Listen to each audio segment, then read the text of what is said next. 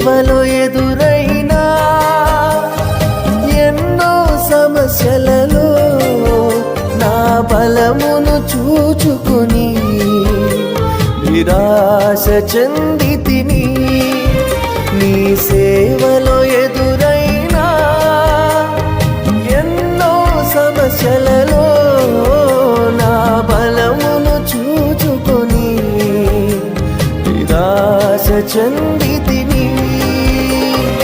భారమైన ఈ సేవను ఇక చేయలేనని అనుకొనగా, భారమైన ఈ సేవను ఇక చేయలేనని అనుకొనగా, ప్రధాన యాజకుడా యేసు నీ అనుభవాలతో బలపరచితివి. ప్రధాన యాజకుడా యేసు నీ